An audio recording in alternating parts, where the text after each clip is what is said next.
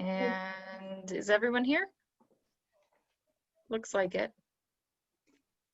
Looking for Angela real quick. Oh, there you are. Okay, we're good. I'm looking, I don't see Carolyn. Where's Carolyn? I've got her. Oh, Okay. right in the middle of the screen, sorry. All right, whenever you're ready, RJ. You're on. Go ahead. Okay. I'd like to call to order the Town of McCandless meeting of Town Council for September 28th, 2020. The invocation and the Pledge of Allegiance will be led by Councilmember Sponholz. Thank you, Madam President. We give thanks for the opportunity to serve the people of our town. Our objective is to act with character and conviction, listen with understanding, and represent all of our residents to the very best of our ability.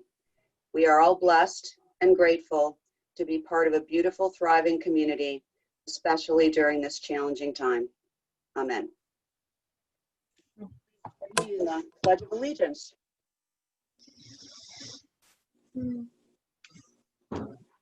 I pledge allegiance to the flag of the United States of America and to the republic for which it stands, one nation, Under under God, indivisible, indivisible, with liberty and justice for all. Okay. Thank you. Announcements this evening. Knit Hope is still collecting knitted and crocheted hats and scarves at the town. In the foyer, there's a collection bin there that has been very well received by the community. Thank you, McCandless, for your generosity. We are still accepting applications for the Personnel Board, the MIDA, and the Ambulance Authority and the Sanitary Authority. And we'll be accepting those through October the 14th at 5 p.m. So if you're interested in any of serving on any of those committees, this is your chance to give back.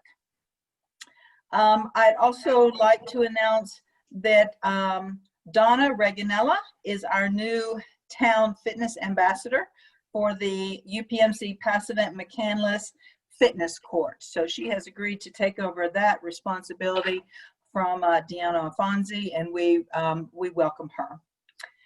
Also, council members, please be aware that the PA League of Leadership Summit, which is October 29th through the 31st, of course, is virtual, but if you are interested in attending that, please contact Marie, and she will take care of that registration. That's how that works.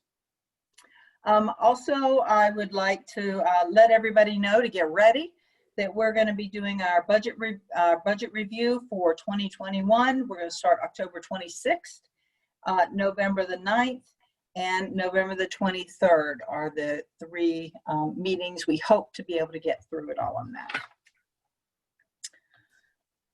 Anyone else have any other announcements? Oh, Madam President, real quickly, look for the information coming out on the scavenger hunt from the Heritage Center. Okay. So, I thought you were going to save that for your I'll mention it again, but figured while everybody's online all juiced up for the chicken stuff, okay. We got a bigger audience right now. Good, so. Good thinking. Good, always thinking, David. Good job. All right. Any other announcements? Okay. With the same thought in mind, I like that October 17th is cleanup day. So if you haven't volunteered yet, please go onto our website if you're interested and sign up. Thank you. All right. All right. Moving on, we have 3 citizen awards of recognition to be presented this evening. Can we hit the camera? Is Lynn here? RJ? Lynn's here. Lynn is here. Okay. I am sending all 3 of them requests. Okay, that would be great. Anyone who has done anything with the EAC, anyone who's participated in any of the town cleanups, or anyone who has wondered, who are those people on the side of the road? These are the people who are on the side of the road, not just on cleanup day, but anytime there's trash and on the weekends and just all the time. So Lynn we call our litter getter. She has been helping the EAC for many years now. She has organized meetings with Mr. Terzai to try to help get litter taken seriously by the community, and has just really called businesses who let litter accumulate around their property. She's really taken initiative. And so we wanted to present Lynn, who loves the community, loves a clean community. That's us nurses, right? We just can't stand a mess. We can't stand a mess, can we? So Lynn's certificate says, in recognition of your commitment and passion for keeping the town beautiful and litter-free. So thank you, Lynn. Is there anything you'd like to say? Oh, we can't hear you, Lynn. Is your computer on mute? Oh, now she's completely gone. The microphone is definitely enabled, so it may be tech issues on her end. Okay. All right. If she comes back and wants to speak, we'll go back. The next person. Hi, Lynn. Can you talk now? Nope. We still can't hear you, honey. I'm sorry. Okay. All right. All right. You're welcome. You're welcome. All right. David is a member of our EAC, but his passion about and has headed up the cleanups, organized and headed up the cleanups since the very beginning. He was one of the first people put it on the EAC. His tireless efforts have just really made the community a better place. So we have, I've really grown to know Dave some and appreciate how he just works. He cleans up litter all the time, all the time. So Dave's certificate says, in recognition for commitment and passion for keeping the town beautiful and litter-free. David, thank you. Did you want to say anything? No, just thanks for the support, Kim. Shelley and Angela have been great. I know Karen was kindred spirit of ours too. I don't know the other council members, but I'm sure we'll meet soon. At any time, maybe when we get back to meeting in person, if we want to do a little 10-minute summary on litter issues in the town. We're not just moving into collection, but now we're trying to get into prevention of litter. So we can talk about those ideas with the council when we get back together. That sounds terrific. Thank you, David. Is Dawn? Is Dawn on? Yes. Hi, Dawn. Yes. Can you hear me? Yes. Yeah. Yes. It's. Thank you. I'm glad you could make it. Michelli, is that right? Yes. Mm-hmm. Okay. All right. Anyone who's involved with North Park in the Facebook page, Friends of North Park, has seen the absolutely stunning pictures that Dawn has on that page. He must camp out there with his camera. He has sunrise, sunset, at night, during the middle of the day pictures. They're very beautiful. They've really inspired a lot of people, and especially during this pandemic, it's refreshing to see such beautiful pictures. Dawn, your certificate says, in recognition of your photography of McCandless and North Park and your ability to find beauty in our own backyard. So thank you for helping us enjoy and love the place that we live. Well, thank you very much. Appreciate it. All right. Is there anything else you want to say, Dawn, or?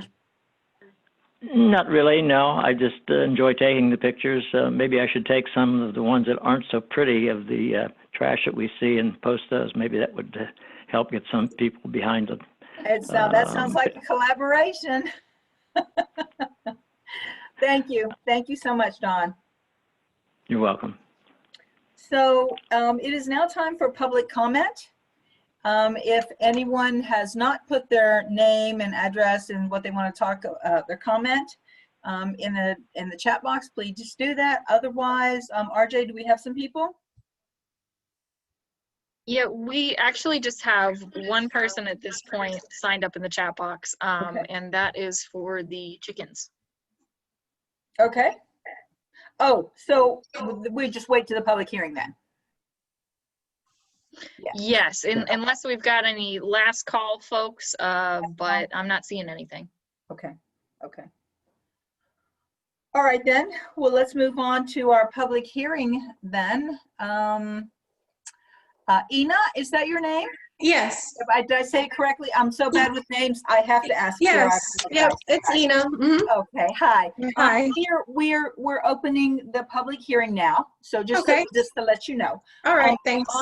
On the ordinance establishing regulations pertaining to the keeping of chickens, a vote on this ordinance is scheduled at the meeting of Town Council on October the 12th, 2020. RJ, are you going to start us off? I think I'll actually start us, Madam President. This is a subject that the council had talked about over the course of the last year for sure, if not longer ago. And a draft of another community's ordinance was sent off to an ad hoc committee that had been created for the purposes of discussing this issue along with household pets. And they worked diligently on adjustments to the ordinance. The Planning Commission has reviewed this and has forwarded a final ordinance to council for consideration. I think RJ and Gavin can add some of the details to the hearing for the specifics on the ordinance. Gavin, you want to go ahead and start, and I'll top it off? Sure, that sounds good. Thanks, RJ. So I guess one of the things to keep in mind is, what the existing situation is with keeping of chickens in the town. And as of now, chickens are considered a farm animal that are only able to be kept on farms that are, existing farms. So the idea here is that the town was looking to expand the ability to keep chickens and put some parameters and standards in place, things like setbacks, things like, what the coops sort of need to look like, items related to the health and safety of the actual animals, and then a lot of regulations to mitigate any impact on neighbors. So the way it's set up is that the chicken keeping would be permitted as an accessory use by a permit, and that would be in the R1, R2, R5, and RC zoning districts, but it would be subject to quite a few regulations, again, in order to mitigate those impacts. And I'll turn it over to Ms. Susko to see if she has anything to add to that. Yeah, I think you covered just about everything, but I do want to note no roosters under the current draft. I don't imagine that would change. That seems to be one of the big noise concerns that we hear from folks. So just so it's clear, it is a no rooster permit. All right. Is that it? Did everybody weigh in? Okay. All right. So now it is, council has had this ordinance and had time to look at it. Are there some comments from council members? Madam President, I have a comment. Okay. We've made several references while we were discussing this to this document from the Penn State Agricultural Extension, which I have pulled up here. And there's a couple things in it that aren't really in line with what we recommend. For instance, in section 1 of our ordinance, which references section 1315.04, B number 4, the coop shall be solid, vermin and predator proof, and shall provide at least 2 square feet per pound of body weight of area per chicken.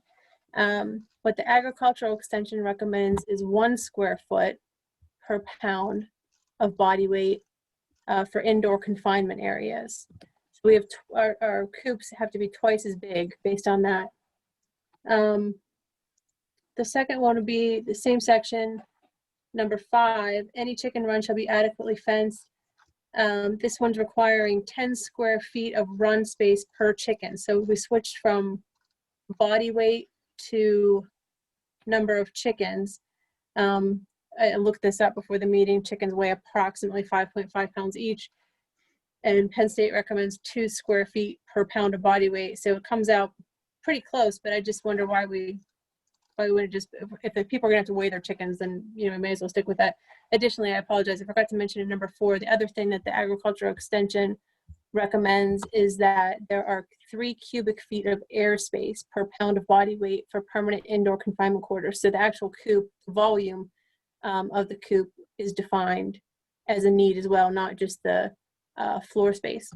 The next thing that it addresses is the setback. Excuse me, Councilmember Woods, could we address those one at a time so we don't forget any? Yeah.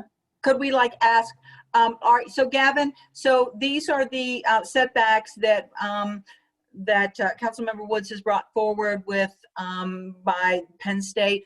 So these other ones were the ones that you recommended. Can you tell us about that? Well, to be clear, I wouldn't say we're recommending them. This is the result of a lot of discussion by that animal subcommittee. So, really, we are open for kind of recommendations and suggestions from council if they feel like these are too restrictive or inconsistent in any way or to a material point with the Penn State recommendation. So, I have to confess that I'm not an expert in this, in chicken keeping. So.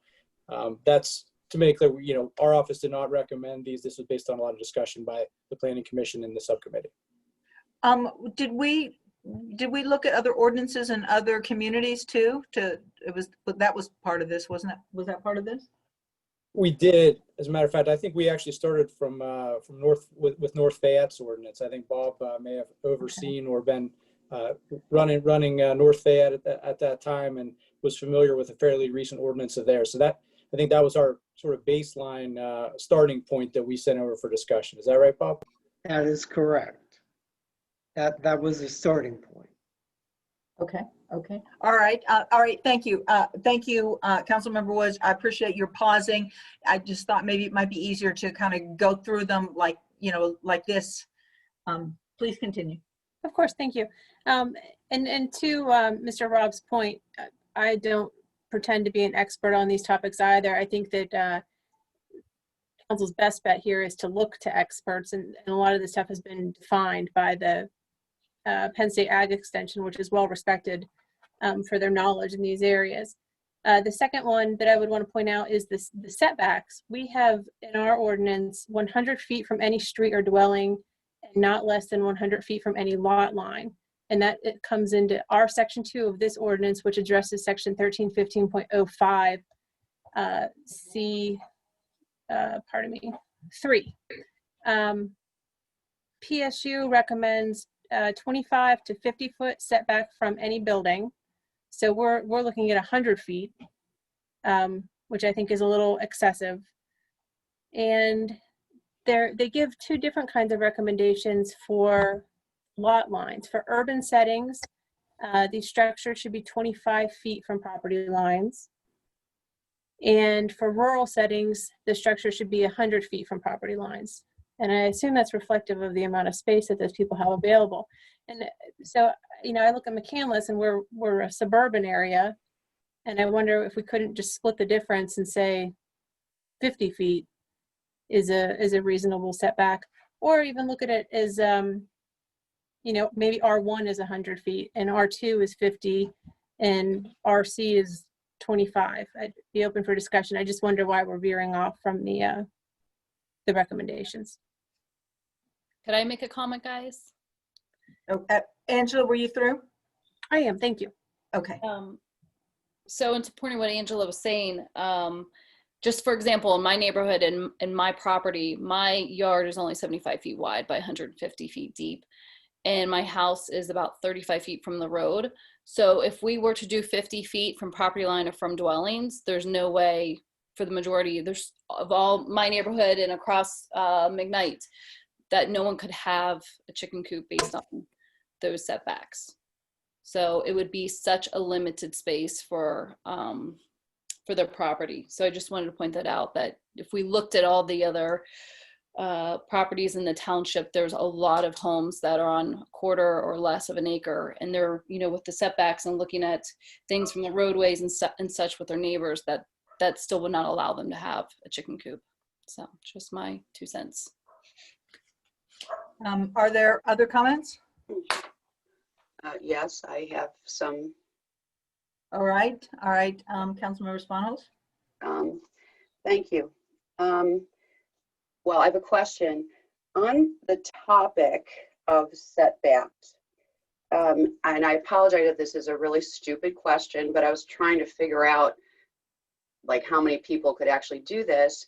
And it says currently says 100 feet, not less than 100 feet from any quote dwelling. So does that mean that someone could not, you know, let's say that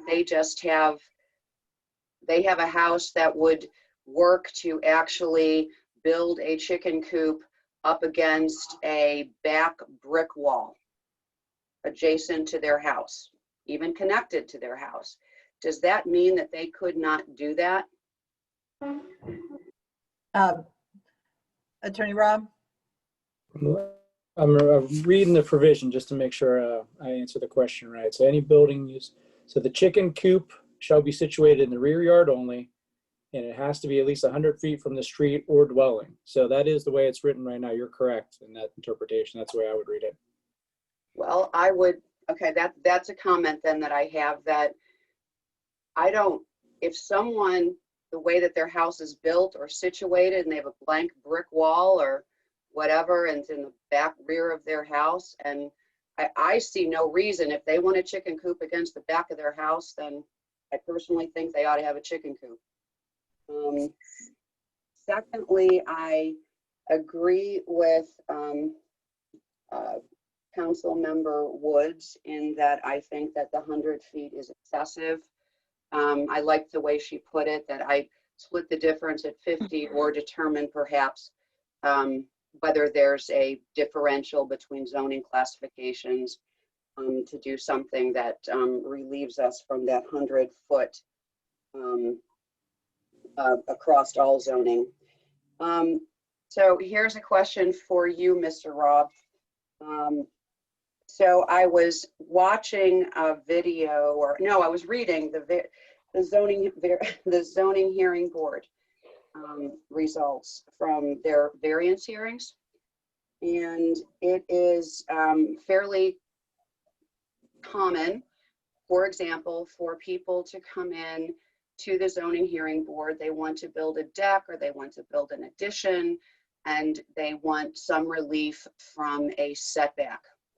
And usually many of them seem to come in with letters from their neighbors and adjoining properties saying those neighbors are completely fine with this. And I just want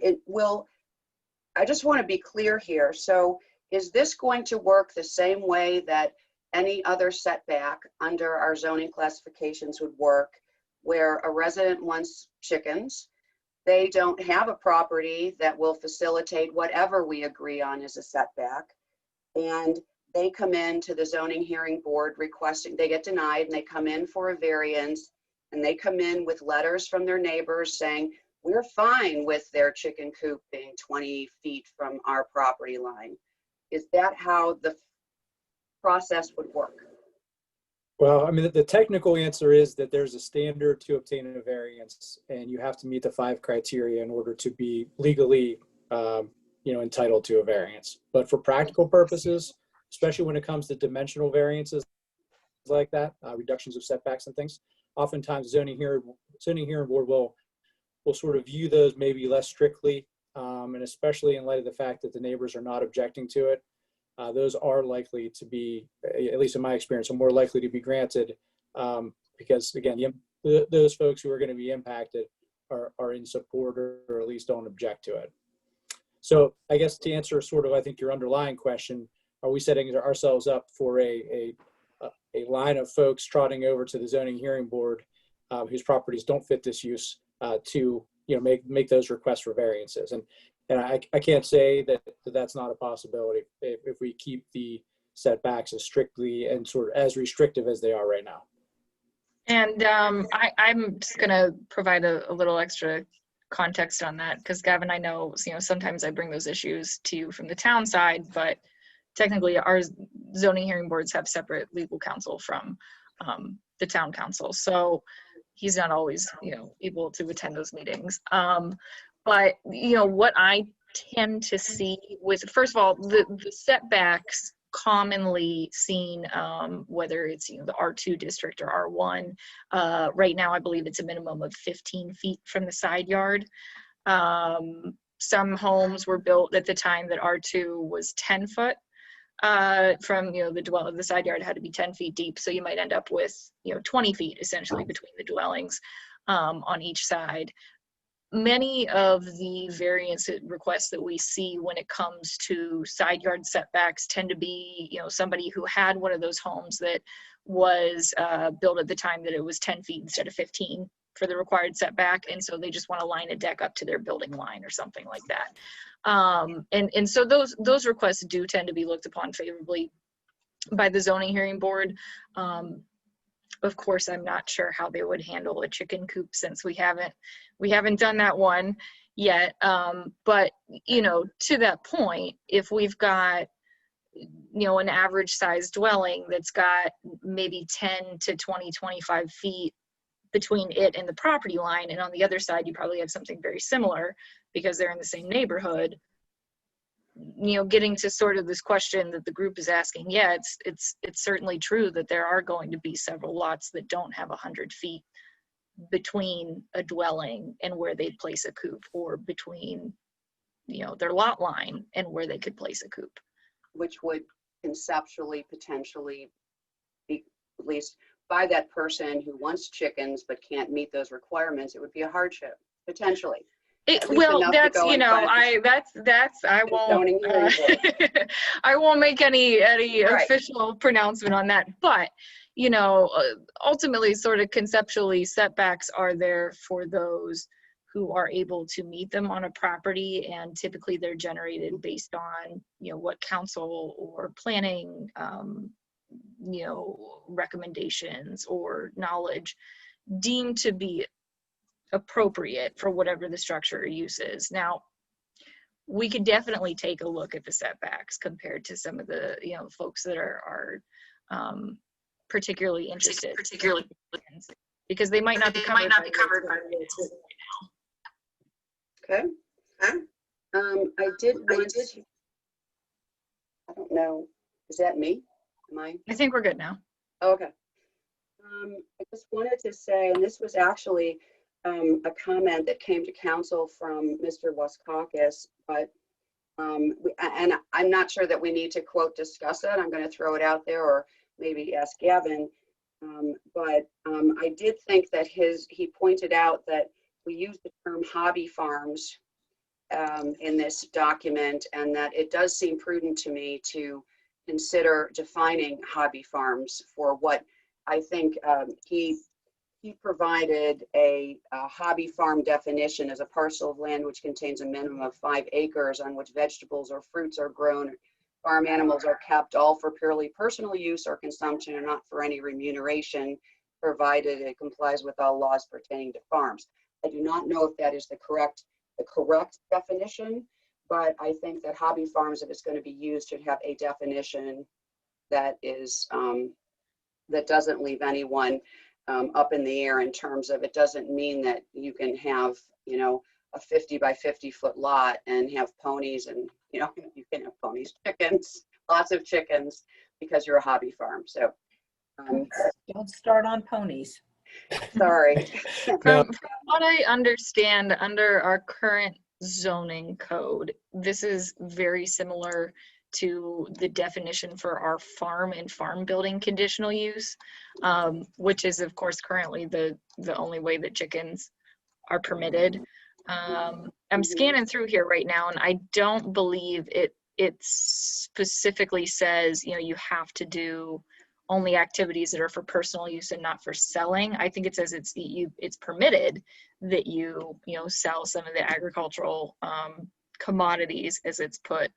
But I'm in practice, I'm not sure that we would find many hobby farms that aren't already functioning as just our regular farm definition. Gavin, you might want to weigh in on that too. Well, I mean, the first thing I would say is I do agree. I mean, if we're going to use it, we need to be clear as to what it is. Point. Mm-hmm. And Either and don't if we're use not, it or define it. and if we're not going to use it, we can delete it. And if we just want to refer to farms, then that's fine. And if that were the only sort of change that I foresaw coming out of this discussion, I would suggest that we look into whether or not just removing hobby farms from that section each time it's used would suit our needs. But I sort of see the way things are going, and I think that's likely not going to be the only change that's going to be proposed at the end of this. So I think maybe we'll just add that to the list of potential things to review and address on a new draft. Thank you. I'm trying to go quickly here. I only have two more things. One is I do suggest that there be some addition to the section. It was section 2C8. I mean, it comes up in the various, sections, but it's the veterinary care, and there's no inclusion of vaccines. And again, like everybody else, I've been trying to educate myself, but I'm certainly no expert on chicken care.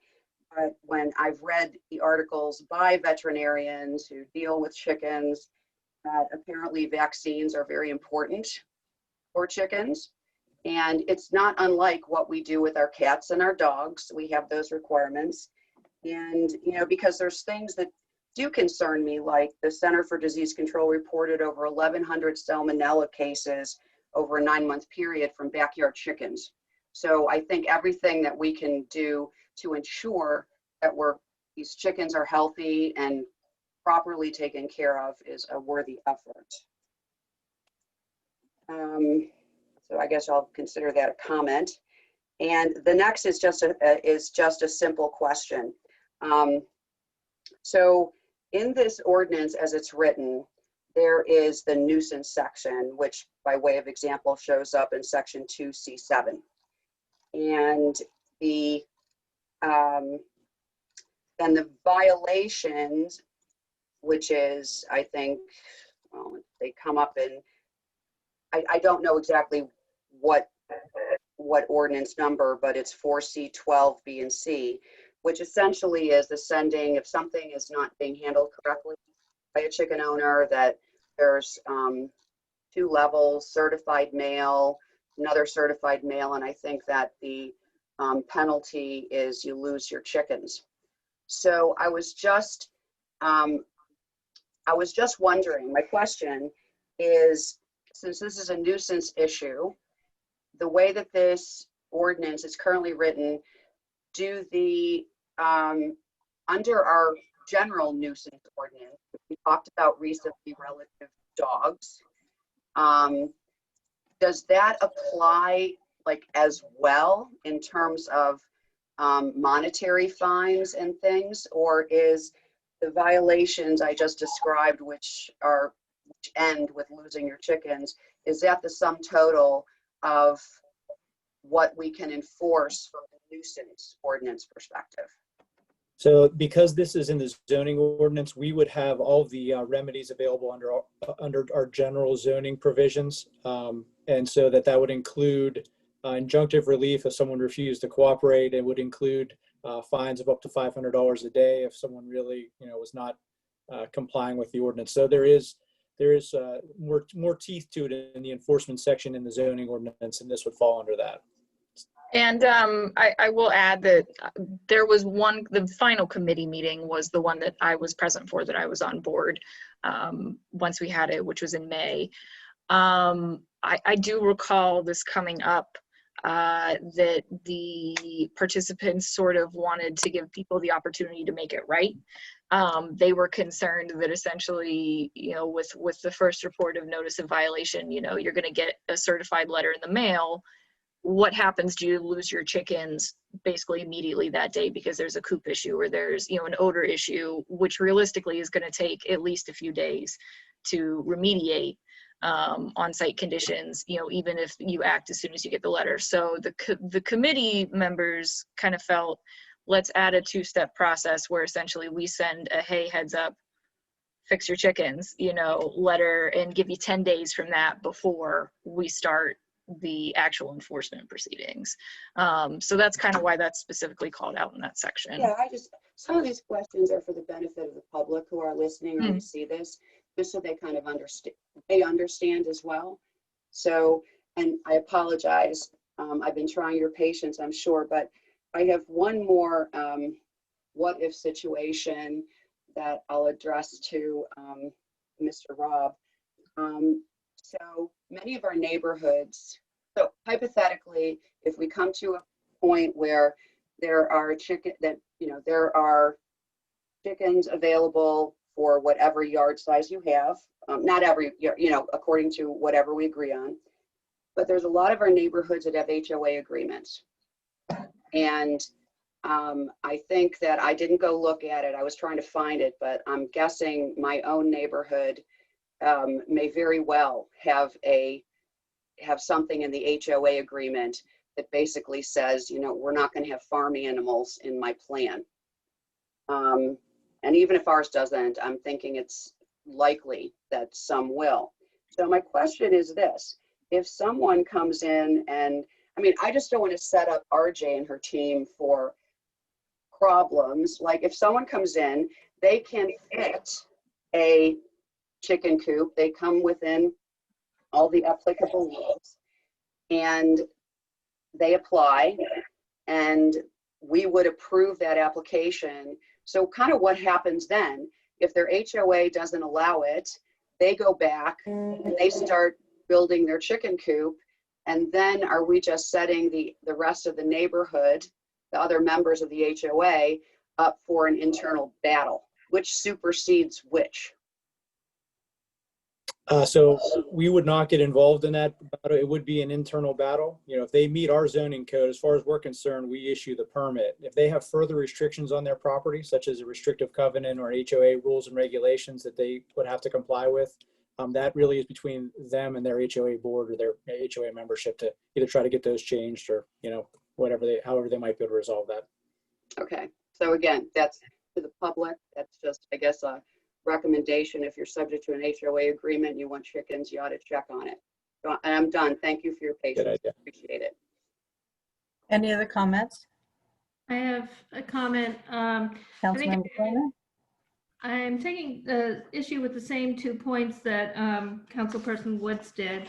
The first being the requirement for 100 feet.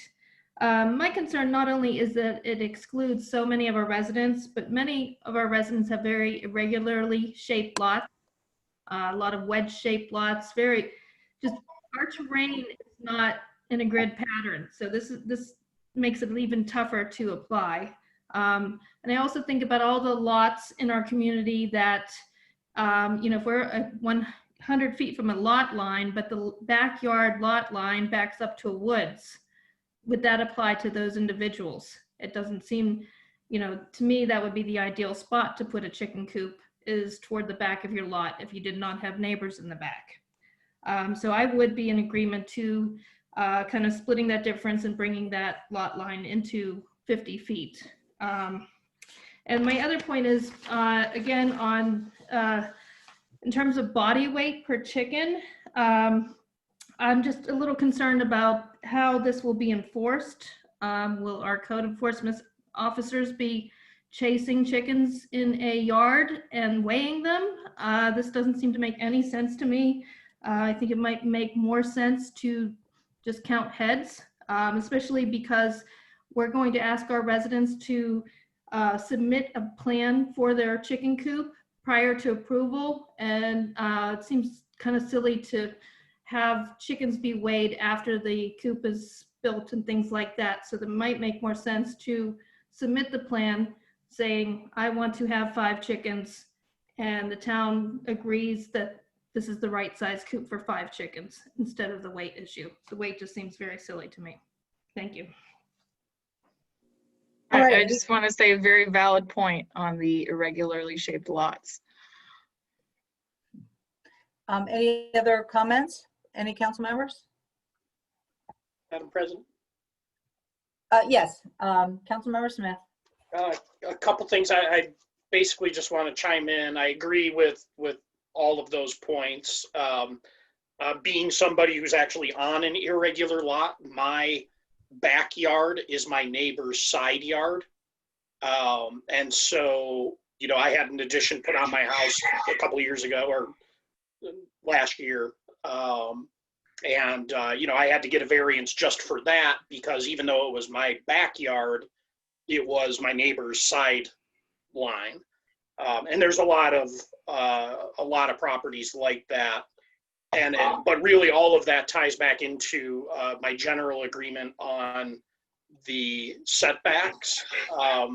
Particularly, Councilmember Svanholz mentioned, and Attorney Rob, you can correct me if I'm wrong, but I think you said that the property owner's residence, the chicken coop would have to be 100 feet from that building. So it's not just the surrounding buildings, it's actually like your own home. So now you're talking about, you know, now you're not even just talking about your overall lot size, you're talking about having to have 100 feet from the back of your house to the coop, and then 100 feet from the coop. So you're talking about a 220-foot backyard. And, you know, having said that, I think if we stick to something where the coop has to be detached from the house, I don't even think I'm comfortable at 50 feet. You know, to me, the amount of the setback to me is tied to whether the setback applies to the property owner's house. Hopefully I'm stating that clearly enough. That makes perfect sense, Mr. Smith. And, you know, I certainly can understand. And to be honest, I'm not sure if the committee's intent was to exclude the chicken coop owner's property from that setback, or not. But that's certainly a very valid point and something that we would address in a revision, because that, you know, obviously if you're the one placing the coop, you know, I think it's less of a concern as to how far you want that coop away from your own dwelling. That's really sort of a personal choice to a certain extent, I think.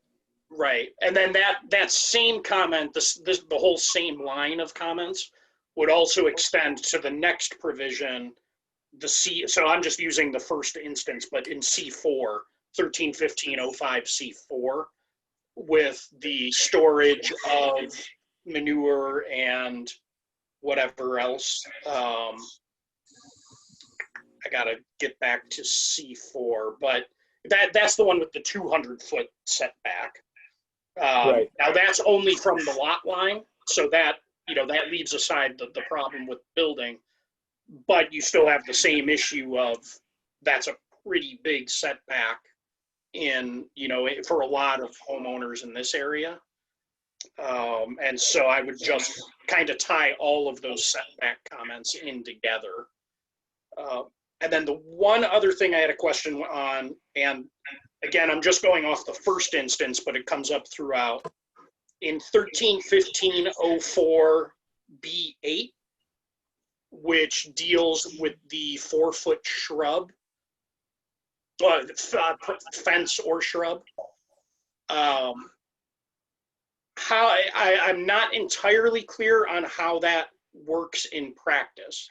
So is it just on, you know, like if the coop is out by itself, is that on all 4 sides of the coop? Or is it 3 sides, not including the entrance side? And then if it's against a house, is it only the, you know, the sides that are visible to neighbors? I'm just unclear on how that requirement works. Yeah, since again, like Gavin said, I'm not clear on maybe what the intent of the committee was, if they meant it to include the coop owner's dwelling, because that was discussed prior to my my working with the town. But in theory, if it does have to respect the 100 feet off of the actual property owner's home, then there's no third side that would be abutting the actual dwelling. So it would appear that regulation is written to say you need either a fence or a shrub screening 4 feet around the whole thing, which would include the coop and the run. Is that correct, Gavin? That's the way I would read it, yes. Anything else, Councilmember Smith? No, I think those were I think people have touched on the other ones. Those were my big ones. Any other comments from council? Madam President? Councilmember Woods? Sorry, very quickly. I forgot to mention until I turned the page and saw my notes that the storage of manure, which Councilmember Smith was addressing, one thing that I saw somewhere else was that there's a requirement that manure be disposed of. Well, if it is disposed of, I know we allow for composting, but if you decide to dispose of it, perhaps we could recommend that you double bag it, because then it's going from this spot in your backyard where maybe it's not a nuisance to the street where it could become a nuisance.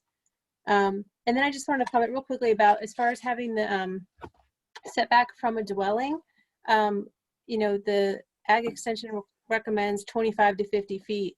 And I think that that's probably a safety issue as far as animal to human transmission of disease. And I would just recommend that we follow what the experts recommend on that.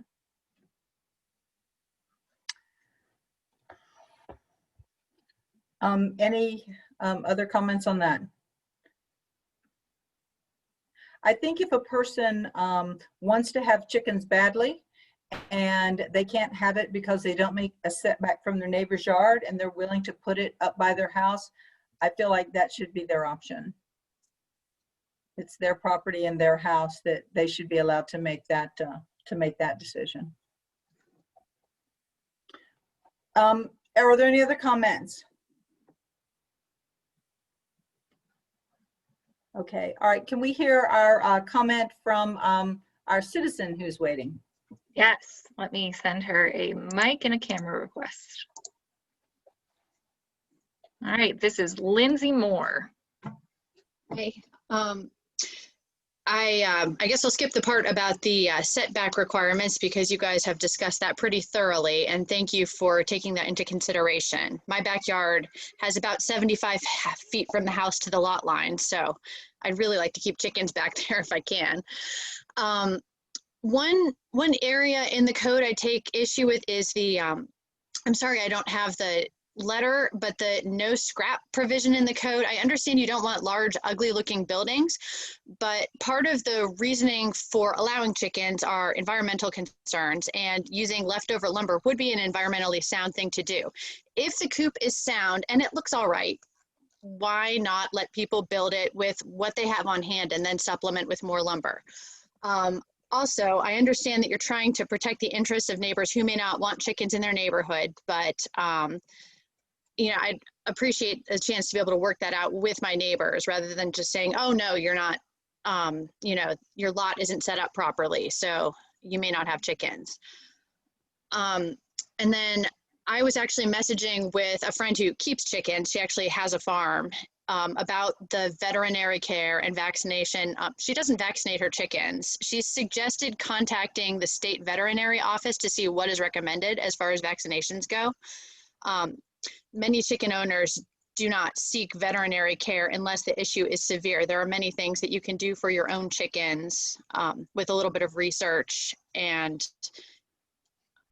care and DIYing it. Just like I wouldn't go to the doctor for stitches for a small cut, I might take care of my own small issue with a bird.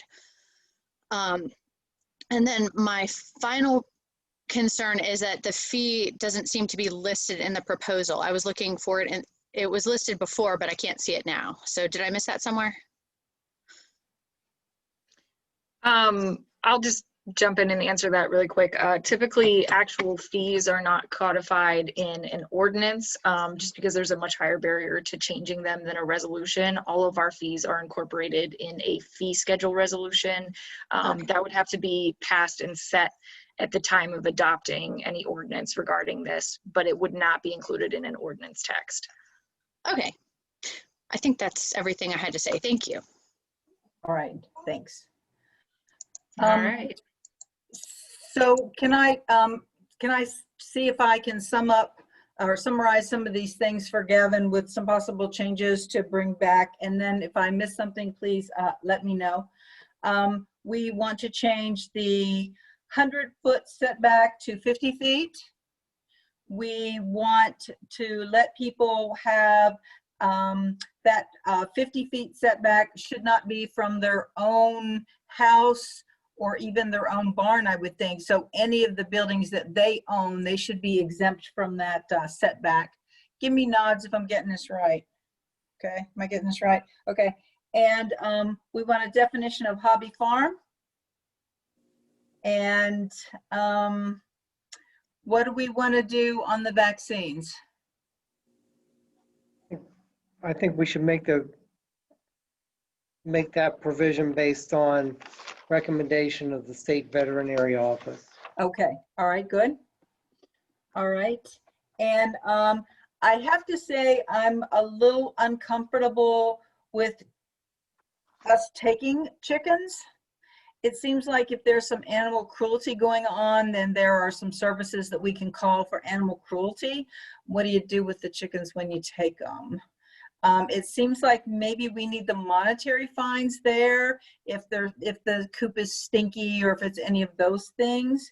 This is my opinion, as opposed to taking someone's chickens. I'm a little worried with what RJ is going to do with chickens if she has to take them. Plus, that could really get into a lot of drama, as opposed to, we don't like drama, as opposed to saying, well, here's the fine, and then you have. And I think we need to add a time in there too, Solicitor Rob, where we say 10 days. You get a warning, you get 10 days, and then a fine. We start with a fine. And if there's animal cruelty, then we call the animal cruelty people, and then they come and take the chickens. What do you think? I definitely agree. We should not physically be removing anyone's chickens. I agree. Yeah. I looked at RJ's job description again before the meeting. No. It's not in there No. anywhere. I do think those provisions are more or less in there, though, at least with the 10-day warning. We do have that present. Not sure. I'll have to double check on the animal cruelty. I know it was either this one or the household pets ordinance that when we discussed that, we put a clause in that essentially said if there are any reports of animal cruelty, then they have to be reported to the appropriate authorities if they come to the attention of town staff. That may be in the dogs one, so we could always add it back into this. Okay. I don't recall that being in here.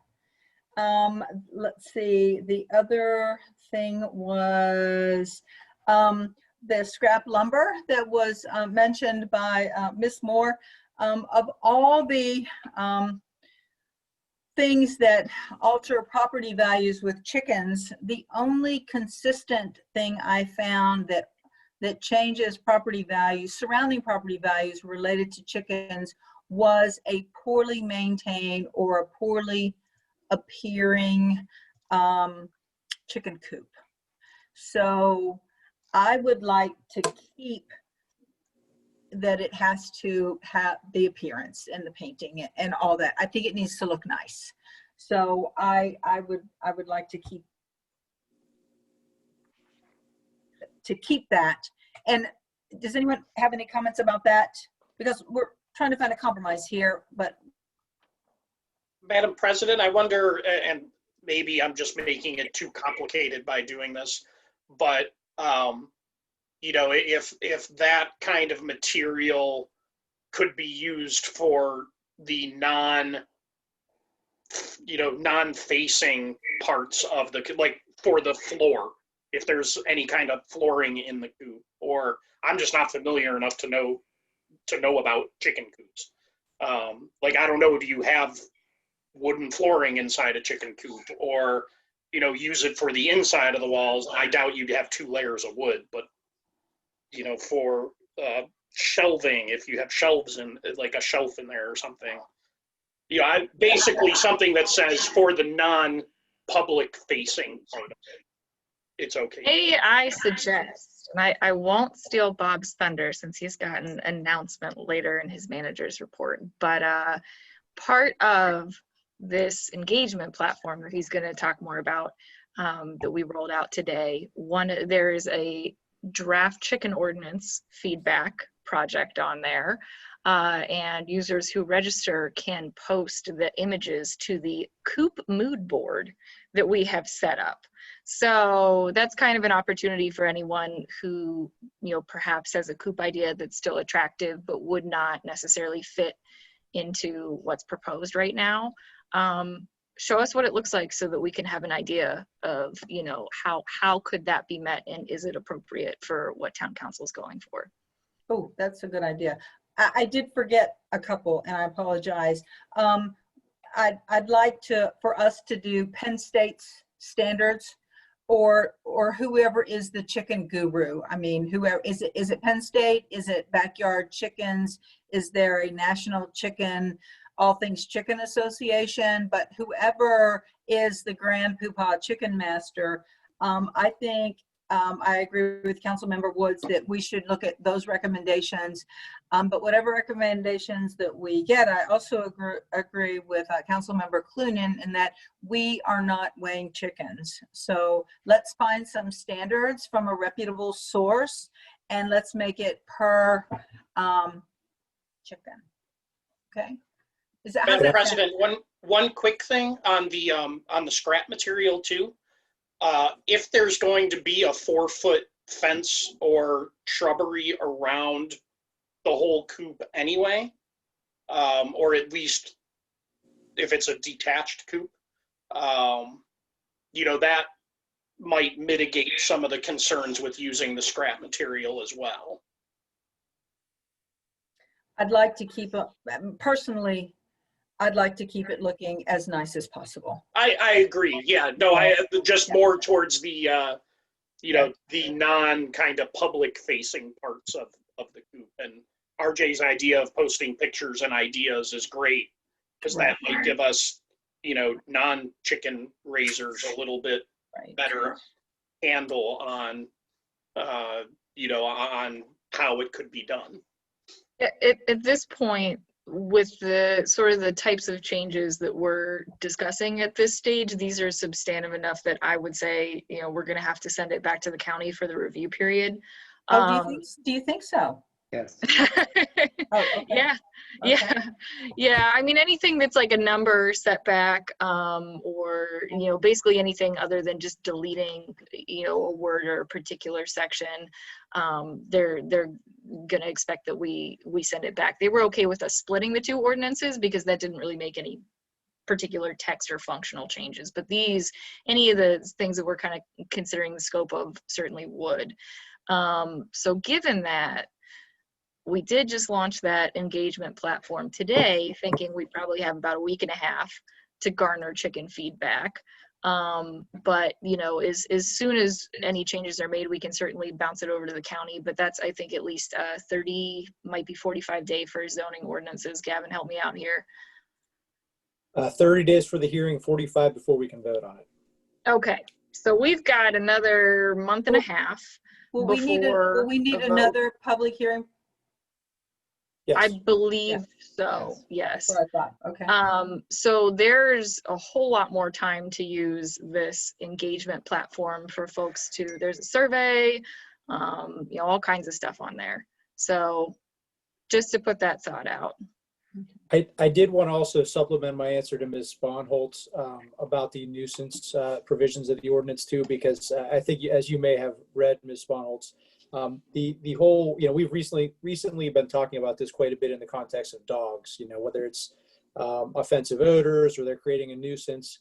But it, as 70108 is not limited to just dogs and cats. So if there were sort of unsanitary conditions, if there were odors, if there was excessive noise, then in addition to the zoning enforcement procedures, we would have the warning and citation process from the nuisance ordinance as well. So that may be, sort of like the way we're talking about the keeping of the household pets, that sort of, is a way to address kind of those acute situations or those, sort of on the spot impacts. Whereas the zoning ordinance is a little bit more longer term and concerns the use of the property. So thanks for bringing that up. Yeah. Did I? Oh, This is a very brief point, a question to consider. In terms of the unsightliness of not a pretty chicken coop, has there been any consideration given to chicken coops that are essentially abandoned? Is there a time limit if you're not raising chickens and using them, as your family pets or for, in your house after you built this coop and just let it go? Does that then present a problem of becoming soon a raccoon coop or something like that may happen? I'm just thinking about, in terms of resale value, if a neighbor house is trying to sell and there's family raccoons living in the old chicken coop next door. And I'm also thinking many families, probably even including my own, would be very excited to get chickens, and then the novelty wears off in about 6 to 12 months. And should we be thinking about what happens to these coops and structures that are on properties? I think that's a good point. We could certainly add, the coop must be removed X amount of months after you're no longer keeping chickens. That's something we could add in there. So that's a good idea. all right. Any other changes? Madam President, I wanted to make sure, and you may have addressed this with your other setback comments, but there were a couple of discussion points regarding the setbacks as they related to the keeping of the manure as well for us to reconsider. Thank you. I have to say, I think the setback should be definitely 200 feet from the property line. That is some sticky stuff. And now that's to keep and compost the manure, right? You don't have to do that. So Right. You would need a big yard, in my opinion, need a big yard to do that. And I think that, our biggest concern is noise and stinky, right? So in my mind, if you're going to compost your chicken droppings, then you need a big yard. And otherwise you're going to have to get rid of it. Those are my thoughts. Any other thoughts on that? So I've actually composted chicken waste on my property and in my gardens that are 15 feet from the property line. I've never had an issue. I'm honestly, my sister has had chickens in a coop, and so I've been around and I'm familiar with a lot of, raising them and stuff. And I'm still very concerned because if we are going to say we can't have coops unless they're 50 feet from the property line, we have a ton of neighborhoods in McCandless that will not be able to have chicken coops. And Longview Acres, my neighborhood's one of them, because our properties are 75 feet wide. There's no way we can have a chicken coop in my plan. Same with across McKnight. I just looked at from McCandless Crossings, that neighborhood, Angela's neighborhood, they're not going to be able to have chicken coops. And I find it disturbing that we're going to be fine with eliminating this from maybe 50% of McCandless, that they can't have chicken coops. No, I just don't agree with this. But you could go to the planning commission and get a variance if your neighbors approved it. And we also know with neighbors, some neighbors don't like to cause problems for people. So no, I don't think that's acceptable. Some yards aren't big enough to have chickens. They're just not big enough. You have to look at your neighbors. I would not want a chicken coop 20 feet from my house or 25 feet from my house.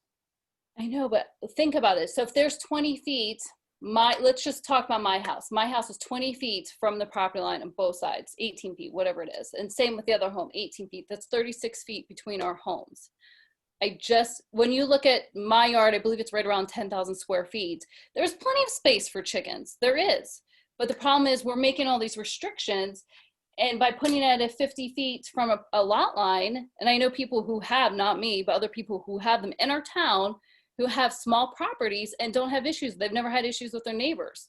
No complaints, no smell. I just find that we are really causing problems here and keeping, this out of homes, properties that people should be able to have them with the 50-foot restriction from the lot line. Could I interject something again at the risk of making things more complicated? But is it possible to have separate setbacks from neighboring dwellings and from the lot line? So for example, you have to be 25 feet away from the lot line, but you have to be 50 feet away from a neighboring dwelling. Yes, it is That would possible. work. That, I mean, you know, and I'm not saying those have to be the numbers, but what I'm saying is if there's a dual concern that the lots aren't big enough that it'll, you know, this will essentially not make it possible for a lot of people without going to the zoning board, versus we don't want to put it too close to somebody's house. Maybe if we do a dual setback, one based on the lot line and one based on the neighboring dwellings. I'm just throwing it out there. I like that.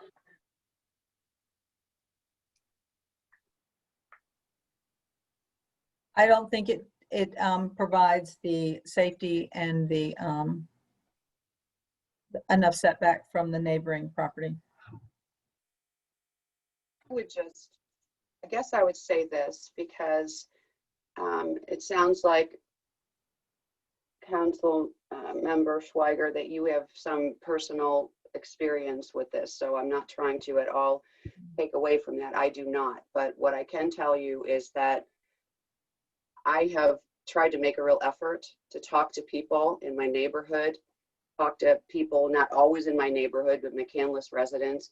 And there's also a whole lot of not vocal, maybe minority people, not vocal people at all, who say absolutely not. I don't want to live next to chickens at all, no matter how many feet it is. I think that, so my only point here is, because I'm not in favor of trying to expand our horizons in McCandless, but I would rather make a first step, and I think we've already cut the setbacks in half. I would rather take a first step and find out what our experience is. We have a new platform that can get better feedback, and I'd rather do something and be maybe a little cautious, and we can always change it later. We can find out that chickens are no issue, and tons of people can come in front of council and say, I love living next to chickens. I just don't know. And I don't think a lot of people in McCandless know. So that's my comment. I would rather see something done.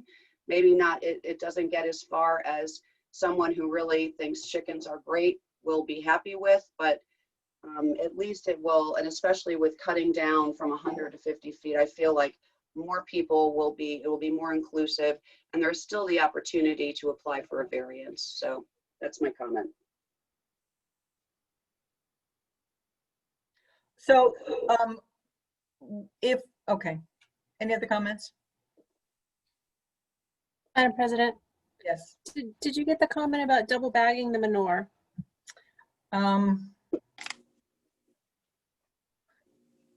I did not get the comment about double bagging the manure. I'm not sure that is that what we want to do? I don't think that's necessary, but Ross has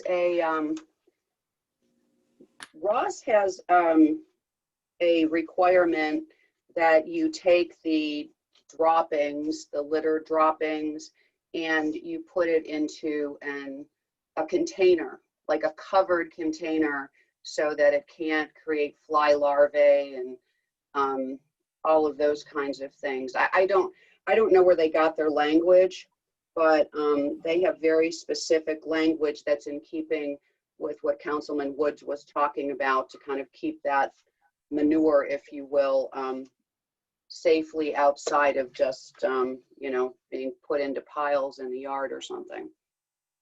FYI, if someone wants to look at the Ross language.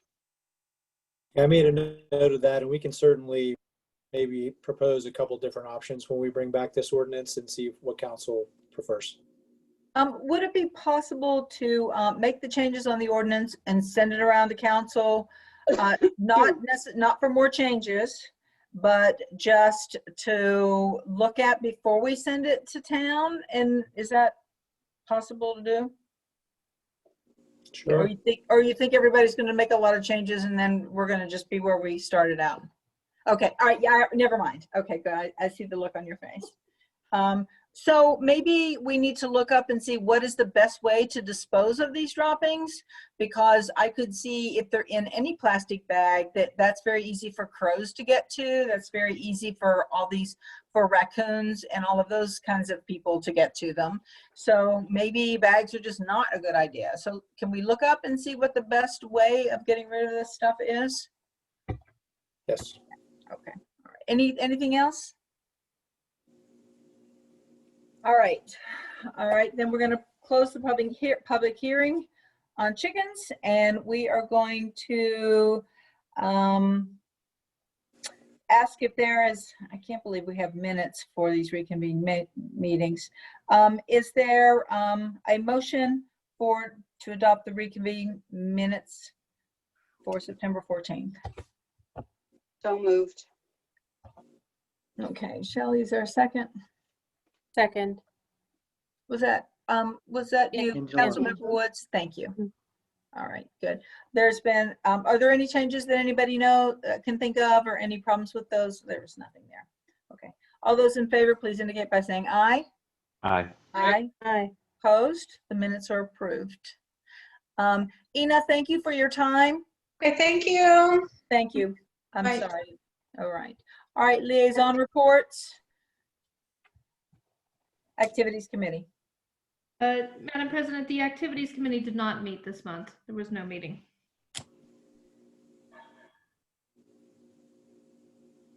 Why didn't I didn't realize they didn't meet? Why? There was, on the day of the meeting, at least 4 members were not able to be there.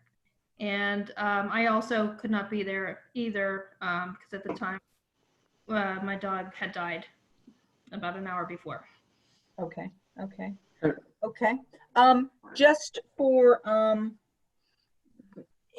future information, that meetings can meet without a quorum, they just can't take action. So just in the future, just to let you know, you just can't take action, but you can still meet. So, all right, EAC. Thank you, Madam President. The minutes were loaded into the council packet. I'll remind again, October 17th, cleanup day. And for your information, Judy Bishop was elected as the new chairman of the EAC at the last meeting, and David Menard, the gentleman who received the award from the town, is our vice chair. Okay. That's all I have. Any questions or comments? All right. Okay. All right. I think I saw that in the minute. So congratulations to them. The Heritage Center. The meeting minutes are in the packet, and I just wanted to again mention, even though I did it at the beginning, that keep your eyes open for the scavenger hunt. They'll have people. There'll be a list of stuff. It's all COVID friendly. But a list of stuff to go around and look for neat facts and history in our area. With some, I think there's a gift basket as a prize for, if you complete it and you turn it in, I think you're entered into a drawing for a gift basket. So. All right. Anything else? Nope, that's all from me for that. There was no joint rec meeting. We have our first report from our junior council member, Raj Gindi. Are you here, Raj? I think I saw him on here. Here we go. He's here. Okay.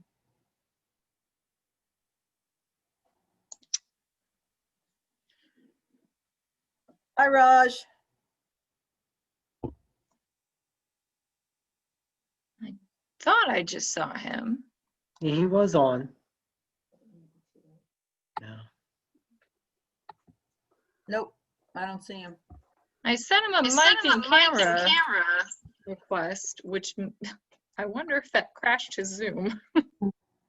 But we can come back to him. Okay. Ambulance Authority? Yes, thank you, Madam President. In the council packet was the minutes from the August 18th board meeting. I apologize, but I only received the minutes from the September 15th meeting after this meeting started. So I will pass them on to all of the council members. But since they were not available, I'll be very brief. The authority representatives met recently with management and finance staff from the 5 communities, which I think was, Bob can attest, I think was a worthy meeting. At present, we, along with our neighboring communities, are waiting for the authority to develop a strategic plan, investigate multiple potential avenues for cost savings prior to resuming discussions related to their request for municipal funding. And that's all that, I mean, I guess that would be my update for you. And if anyone has any questions or comments.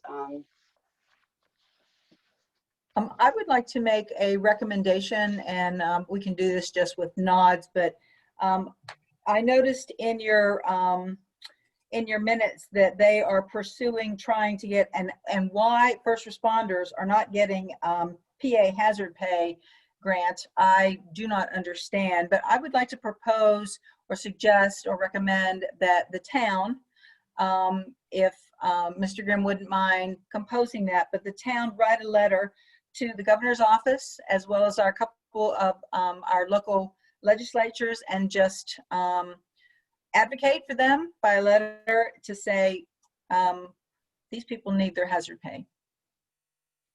What do you all think about that?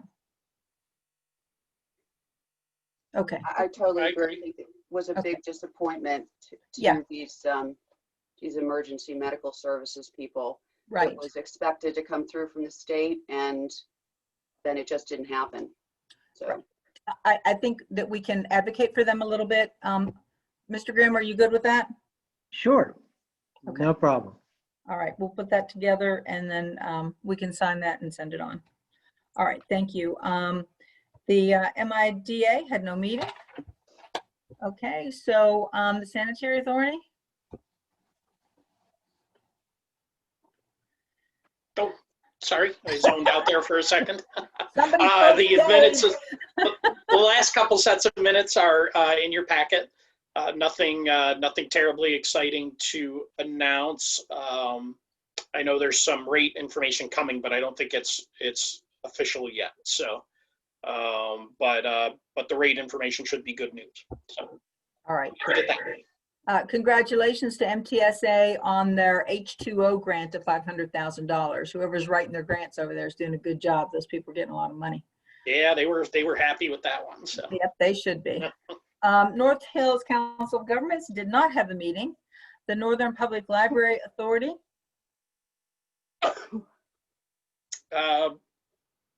Nothing. Again, minutes are in your packets, and we are in the.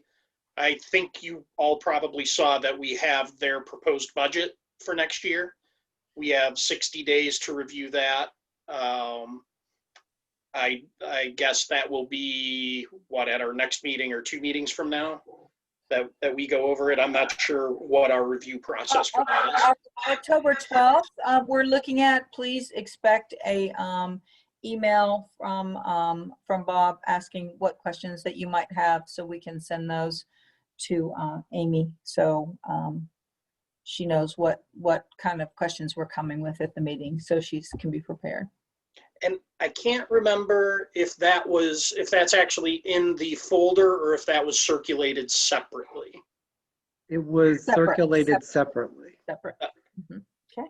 So if you're looking for it, yeah, it's not in the folder, but it was circulated separately. It's in your email. Yep. Anything else? Nope, that's all. Okay, there was no meeting of the North Pittsburgh Community Development Authority. Personnel Board was today. We were just there for a short time. Bob, did you want to say anything, or you just want to wait and send us a report? What do you want? No, I'll give you a brief report. The Personnel Board discussed a couple of things of importance. One was working with staff and the chief in regard to looking at possible adjustments to the organizational structure. They will be planning to have discussions with some of the officers down there to get a sense of what their feelings are in terms of workload that could be pushed to non-sworn or civilian staff, and areas where other training may be helpful. So that is an ongoing discussion that will take place over the course of the next month. They also had some discussion about moving forward with the with promotional testing for supervisory personnel. No firm dates on any of that. And the complete minutes will be in your future packet. All right. The Planning Commission had no business, so they had no meeting. Technology Committee? Madam President, the minutes are in everyone's packets. If anyone has any questions, I'll be happy to try to answer them. Councilwoman, Yes. I was very excited to see the progress moving forward on the Channel 98. And I wanted to let you and the Technology Committee know that the Activities Advisory Committee would love to continue work and see how we might be able to join forces and offer some programming for our residents. Very good. I'll take that back to the committee and touch base with you soon. Thank you. That would be a great collaboration. There was no meeting of the Volunteer Firefighter Steering Committee. Zoning Hearing Board. The minutes are in your packet, and just based on the conversations we've had here this evening about variances, and it's come up recently in zoning board meetings, I may ask for a written clarification on the 5 criteria that are typically used to determine if a variance would be given, and make sure that information is available to our residents. If we could, I'm not sure if it's Gavin or RJ who might be able to help me get that done. I think that's a great idea. There's one more thing too, Trish, that I would, that actually someone brought up in one of those when I was reading the minutes. And that is that when properties are posted for a variance, it's my understanding that they're posted in the front yard.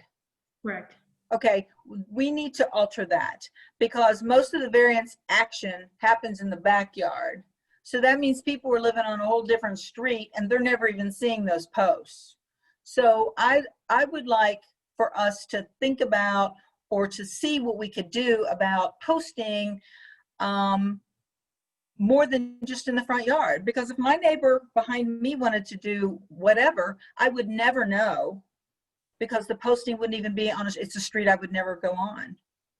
So I'd like for us to change our policy on what posting means so that neighbors really do know. RJ's flipping on, okay. And just in case you have any questions directly about that, I do just want to let everyone know that prior to, I believe it was either May or June, we were giving placards to the property owners, and typically residents just posted them in their windows. So we have began posting them ourselves, town staff, again, just in an effort to increase visibility. We do also advertise in the paper and put it on the website on the agenda as soon as the agenda is set, which is typically about a month ahead of the hearing. So we did have a situation in which there was a sort of private road behind one of the properties that, like you mentioned, the front street was on a cul-de-sac that obviously those folks would have no reason to ever come on. So we sent letters directly to those property owners just so they were aware that, the property that fronted on the other side had a hearing coming back up. And we have started for any commercial related hearings to mail letters directly to any residential adjacent property owners. So again, certainly open to continuing to revise the process, but those are some of the changes that we've made this year. So we'll be doing that every variance, every time to any property owner that would be affected.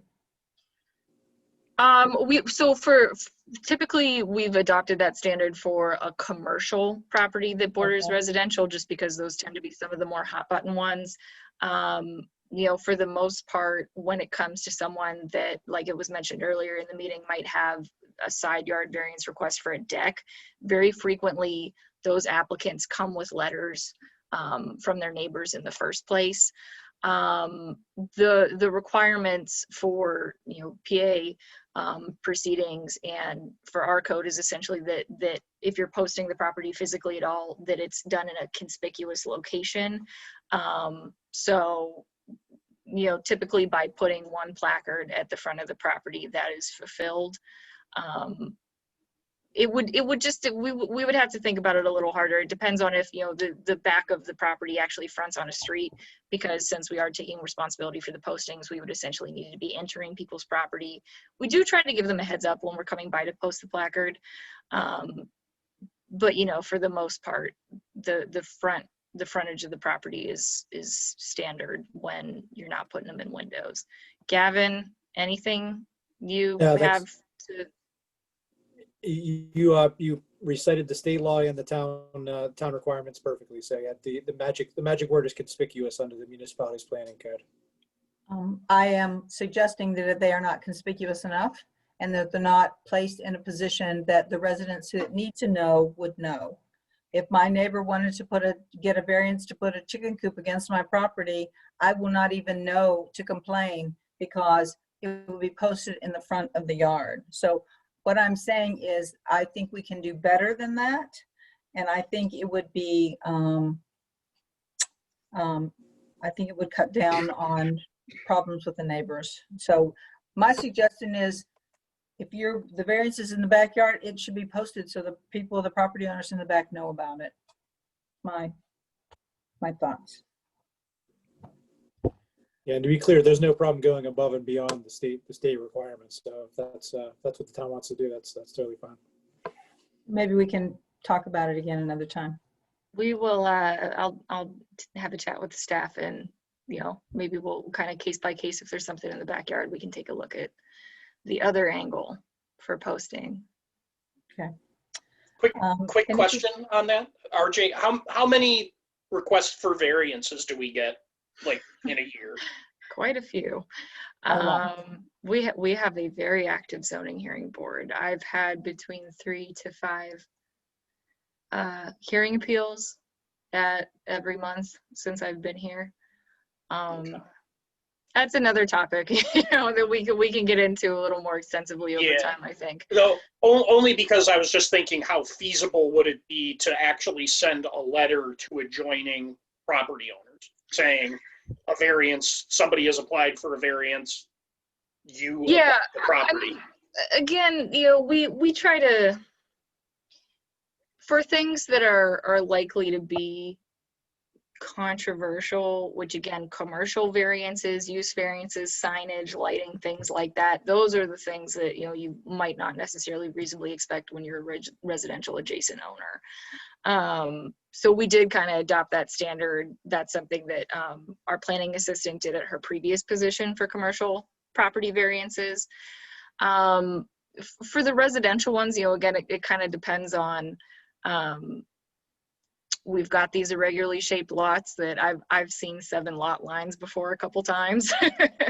And so, it's something that we can take a look at, but I think the bar is a little higher for residential, for covering the letters and everything like that. Sometimes people receive them and think something really extreme is happening, when it's not.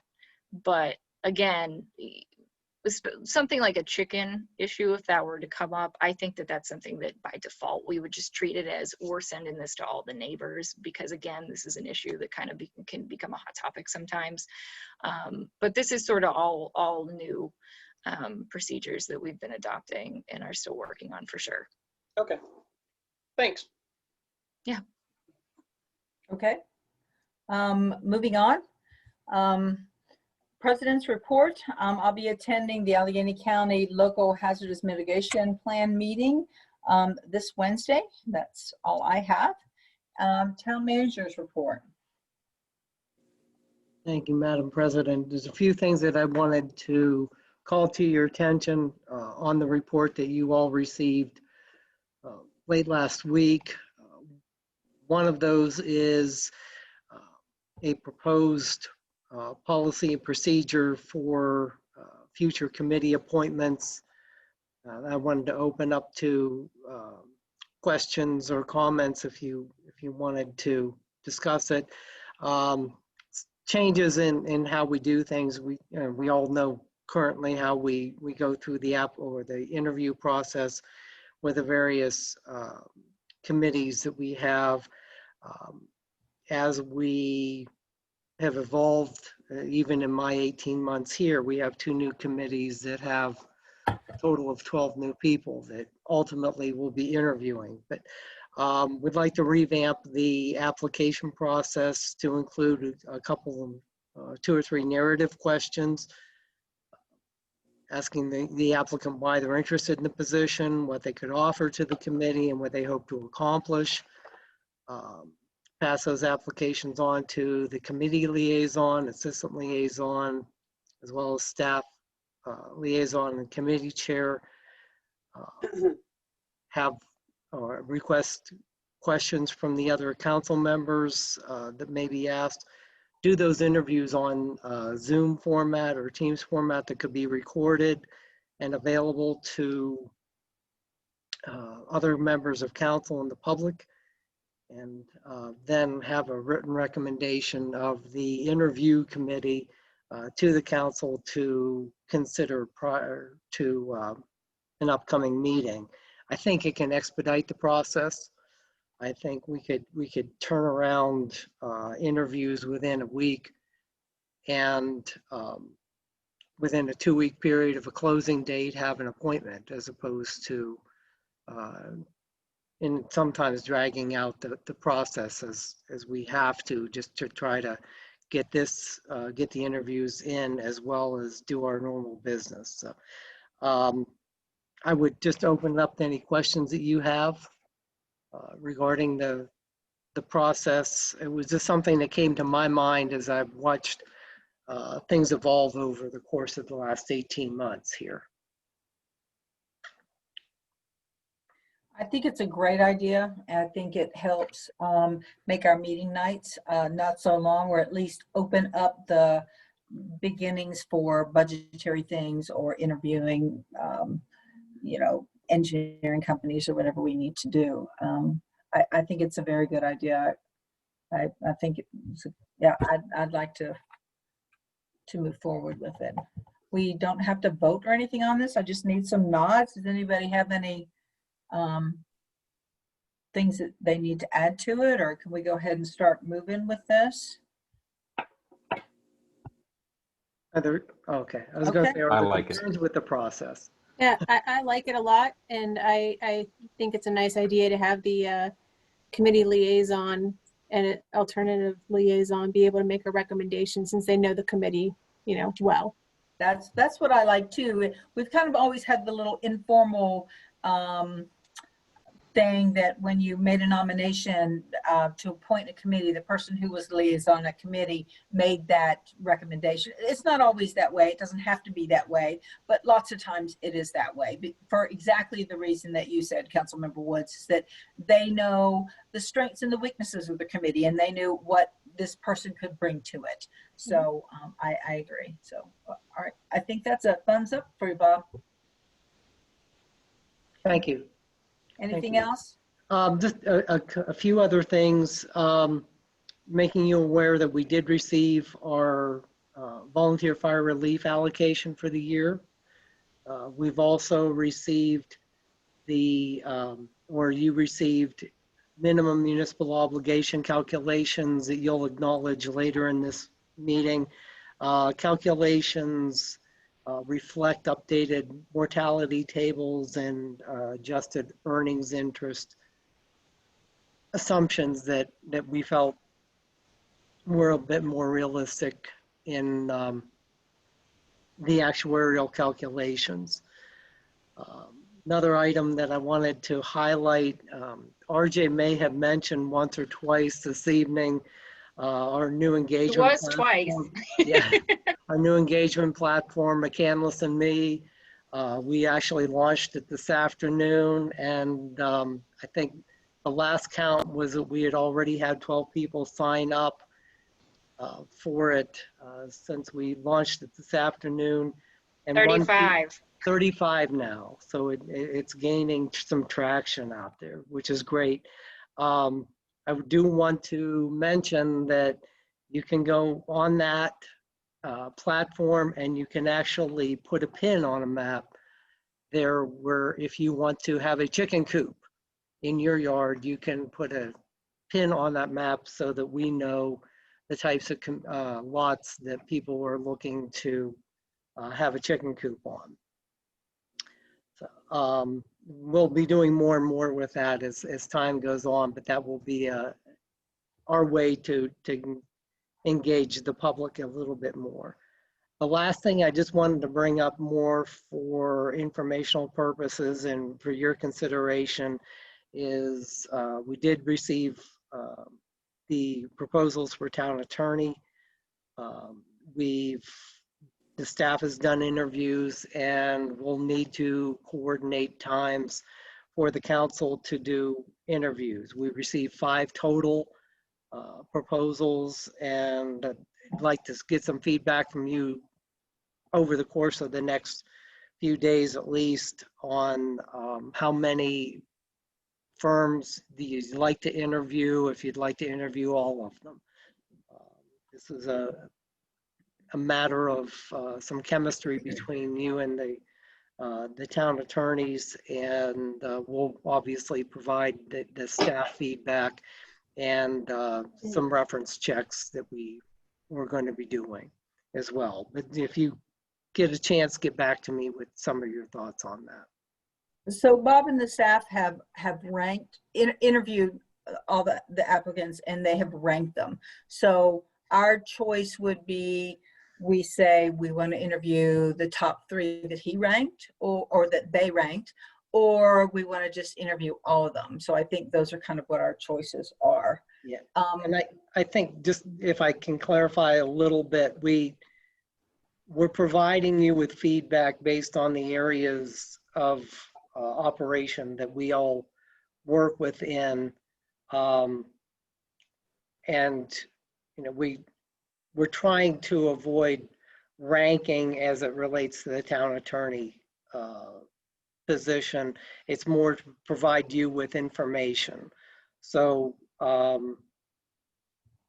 we work day to day with the town attorney, but you also all work with that.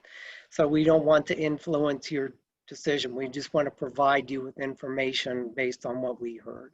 Oh, The labor attorney we will rank because we do a lot more work with the labor attorney than you folks do.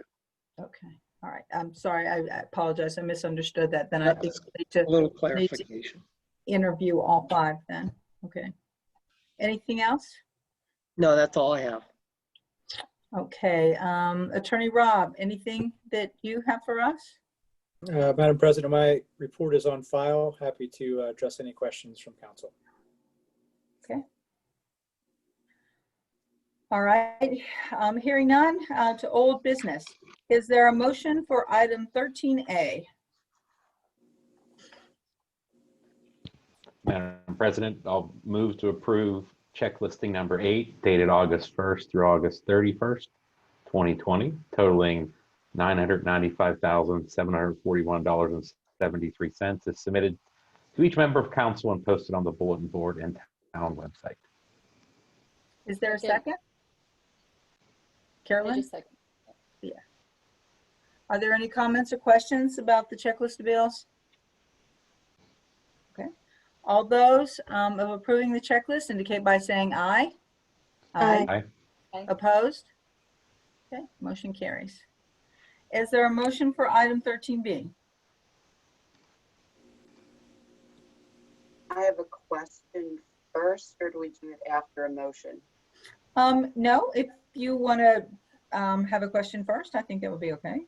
Okay, this is to Mr. Rob, because I don't really, I don't know, so I'm only bringing it up. It was at the last meeting, I believe that Council Member Smith brought up the site correction that Mr. Wilcox had provided. I think your response was, oh yeah, that's right. That is in the definition of kennel, section 1, and the Pennsylvania dog law site. And I think that it did not, I think it looks the same to me as it did last week, but I don't know if it matters or not. So I'm just saying. You know what, I believe that change was made, and maybe it didn't make it into the version that was provided to council. I can double check on that. The bottom line is that that sort of non-substantive changes. I agree. I agree it is just before it went on our books. I thought it should be checked. That's all I mean by it. You're right. It is still incorrect in the version in your packet today, but it has been corrected. All right. Thank you. Sure. Are there any other comments? Madam President, I wanted to mention again, I apologize, I'm struggling to find my paper copy of this. At the last meeting, Councilmember Smith also brought up adding otherwise kept. And I cannot find the section right now. I apologize. Perhaps Mr. Robb knows what I'm talking about. Yeah, I think it's 13-13-24A, where it says the keeping or ownership of household pets shall be a permitted accessory use to all residential dwellings. And I think it's in the next sentence. The number of household pets kept as an accessory use, whether such pets are owned, adopted, or being fostered, shall not exceed the maximum number of pets which are customarily incidental to a residential use. And I think Mr. Smith's comment was, should we have or otherwise kept after owned, adopted, or being fostered? And sort of on the fly, I could not really sort of envision a fourth or just more generic option. But I think that sort of change could, if that's council's wish, just to make it, 100% clear that it's, maintaining in any way or being kept in any way, we can make that minor modification if that has the support of a majority of council. I'd like to see it. I don't think it hurts to add it, and it just adds further clarification. So what we would do is once we have a motion, if we have a motion for this, then the motion would need to include that. And then we would vote on that. So whoever makes that motion, be sure to remember to add that. Unless you don't want it. Okay. Are there any other comments? Okay. Is there anyone who would like to make a motion for 13B? Madam President, I move to adopt ordinance number 1505, an ordinance to amend Part 13, Title 3 of the Zoning Code to further regulate the keeping of household pets and adding associated definitions and adding otherwise kept in the section that Mr. Robb pointed out. Good job. All right, is second? Okay. All right, any comments or questions now about this ordinance? I have one question for Attorney Robb. Can you tell me, I think I asked this before, maybe I forgot it, I can't remember. Can you tell me what in this ordinance would prevent the situation that we wrote this ordinance for? Can you tell me? Well, I mean, I think number one, the situation that we wrote this ordinance for, there was an agreement to step up enforcement of the nuisance code around the same time, and that was sort of after the particular location where there was a problem. So that was sort of the two-pronged approach we were looking at. Number one was the nuisance ordinance and beefing up those fines, and also speaking with the police. But then also I would argue that under this zoning amendment, that we could make the case that I believe the number was, it was reported as somewhere between 15 and 20 dogs were at this particular property. It was causing a problem. So I would argue that that number of dogs is not customarily incidental to a residential dwelling. And I think that would be grounds to initiate a zoning enforcement action in that particular case based on this ordinance as drafted. Any other questions? All right, all those in favor, please indicate by saying aye. Aye. Aye. Opposed? Did everybody vote? Might have to roll call that one. Okay. Okay. Was there anyone who said no? Okay, all right. Then it's unanimous. All right, is there a motion for item 13C? Move to adopt ordinance number 1506, an ordinance authorizing the town to amend the Student Resource Officer Agreement, SRO, between the North Allegheny School District and the town. Is there a second? Second. Okay, Carolyn and Shelley. It's my understanding this is exactly the same agreement that we had last year. Is that correct? No changes? The only change in the proposed agreement is the 3%. salaries for the police officers. I didn't notice, is it updated on number 10, the 3% increase for the police car? Was that factored in there also? No, that's been held. Is at 4,000 for the Okay. It says in the contract to go up 3% every year, I believe. Could be wrong. The agreement that I've seen just has a flat dollar amount of $4,000. Oh, let me see. The last sentence, it says shall be increased by 3% per Okay, year. and then I missed that. So that number needs I to. apologize. So that number needs to be adjusted also. Yeah, by $120. Okay, all right. So Sir Rob, do you have that change? We have that copy. Oh, I mean, okay, so you have that change, so when we make the motion, that will be included? Yes. All right, so there's been a motion and a second. Are there any other questions about this? Okay, hearing none, we have motion and second. All those in favor, please indicate by saying aye. Aye. Aye. Opposed? Okay, motion carries. Is there a motion for item 13D? Move to appoint Kelly Ubinger as member of the Activity Advisory Committee with a term to commence immediately and expire September 30th, 2021. Second. Okay, all right, I think Councilmember Sponholz got that in. Okay, any comments? Okay, all right, hearing none, all those in favor, please indicate by saying aye. Aye. Aye. Opposed? All right, motion carries.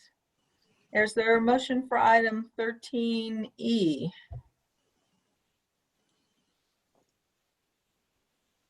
Madam And President, Okay, all right. Mike?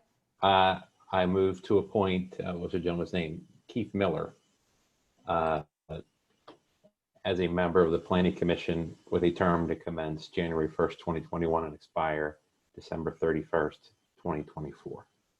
Okay, all right. There has been a motion. Is there a second? Second. Second. All right, all right. We'll give that to Councilmember Smith. Okay, any comments at all? All right, hearing none. All those in favor, please indicate by saying aye. Aye. Aye. Opposed? Nay. Nay. Nay. Okay, all right, that'll be a roll call vote. Ward 2? Nay. Okay, 3, Yay. 4, Yay. 5, Nay. 6, Nay. 7, Yay. 1, yay. Motion passes. Oh, no, I said it wrong. I'm sorry. Nay. Can I do that, Gavin? You I can got do that. mixed up. Okay, I apologize. Nay. I'm sorry. Motion fails. Is there? Madam President, Yes. I move to appoint Greg Wilcox as a member of the Planning Commission with a term to commence January 1st, 2021 and expire December 31st, 2024. Second. Okay. Any questions or comments? All right, here. I'm sorry. I have a comment that I have no problem with either one. It was just a hard choice. So if I vote no, it's not about the person. It's just there's too many good applicants. That is the case. And I hope that all of our applicants realize that we are just rarely, if ever, voting against someone. It's just there are so many good people to choose from. Really, it is. So thank you for that comment. All those in favor, please indicate by saying aye. Aye. Aye. Aye. Opposed? Nay. Motion carries. Oh, who was nay? I'm sorry. Was a nay? Okay. All right. Roll call vote. All right. 2. Aye. Okay. 3. Nay. 4. Yay, because this is a totally separate vote, right? It is. And you can Yeah. get mixed up. You see I did. Okay. So 5. so yes, I'll be a yay. Okay. 5. Yay. 6. Yay. 7. Yay. 1. Yay. I did it right this time. All right. Motion passes. Okay. Under new business, this is an acknowledgement that the town has received, Bob already said this, received its minimum municipal obligation for its police and phased out non-uniform defined contribution pension plan and money purchase plan. So we have received that. So that's always good news. Is there a motion for 14B? I will move to adopt resolution number 17 of the 2020 series, a resolution authorizing the 2020 allocation of the general municipal pension system aid. Is there a second? Second. All right, Councilmember Clunan. Okay. Bob, do you have anything that you want to say about this? This is just what we have to do. This is a housekeeping item that we do each year. For the new members of council, we receive annually funds from the state that are derived from foreign fire insurance fees that the state receives. Some of that goes to the Volunteer Fire Relief Association. Some goes to pension plans. It is our requirement to distribute those funds based on the minimum municipal obligation that we would have calculated last September for the year 2020. So we go back, we take a look at that, and we distribute those funds accordingly to offset a good portion of the town's obligation to the pension plans. So it offsets and reduces the amount of general fund money that has to go in to fund the pension plans. Okay, are there any questions about that? Okay, all right, hearing none, all those in favor, please indicate by saying aye. Aye. Aye. Opposed? Okay, motion carries. Is there a motion for 15A? Madam President, I move to reconvene this meeting at 6:30 p.m. on October 12th, 2020 to conduct candidate interviews for the zoning hearing board. Second. All right, so Can I ask a second, question first? come on. Second. Okay, sorry. But is it too preemptive to institute Bob's new policy to not proceed with the 6:30 reconvene meeting to conduct candidate interviews? Yeah. So everyone froze there for a second. So you're back. So was there a second on the adjournment or the reconvenement? Madam President, I made a second and then Shelley asked a question. Okay, thank you so much. I lost you for a second. Yes, Councilmember Sponholz. Oh, you didn't hear it. No. My question was, Yeah, before we vote to reconvene for more interviews yeah. in 6:30 on October 12th, can we move forward with instituting Mr. Grimm's wonderful new policy proposal on how to handle candidate interviews going forward? Can we get it together that quick? I think probably, can we? Yeah, we can make it happen. Okay. So should we make the reconvene minutes meeting be for the interview of solicitor interviews? Or should we just, what do you want to do? Yeah, we could do that. Okay. Okay. All right. So, Mr. Smith, would you amend your motion? So amended to conduct interviews for solicitor. Okay. All right. Still second, Councilmember Woods? Yes, Madam President. Thank you. All right. And before you vote on this, and I feel very weird mentioning this just because of what it's about, but it's fine if council does intend to do the solicitor interviews publicly, but I would mention that is something that is generally done in executive session. Again, that's totally up to council on however you'd want to handle that, and I'm not trying to make a suggestion, especially based on the subject matter. No, I appreciate that. I didn't, I thought it was only personnel and real estate that were executive session. But if this meets the personnel. Yeah, appointments except for appointments to fill vacancy in elected office can be conducted in executive session.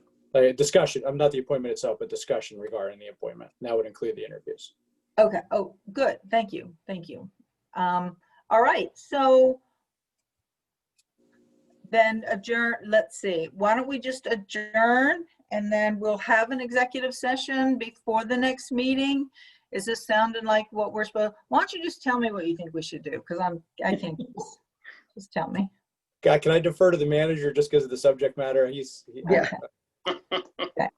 All right. So I would recommend that we simply adjourn the meeting and we will schedule an executive session for 6:30 on October the 12th, the purpose of which would be to conduct interviews for town attorney. Okay. All right. Councilmember Smith, will you withdraw your motion? I withdraw my motion. Thank you. I don't think you have to withdraw a second. Motion to adjourn with an executive session to be planned to discuss personnel matters, on October the 12th, 2020 at 6:30. Correct. Okay. All right. Motion to adjourn. Move to adjourn. Second. Second. All right. All those in favor indicate by saying aye. Aye. Opposed? Meeting is adjourned. Thank you all so much. Night. See ya. Good night. Thank you.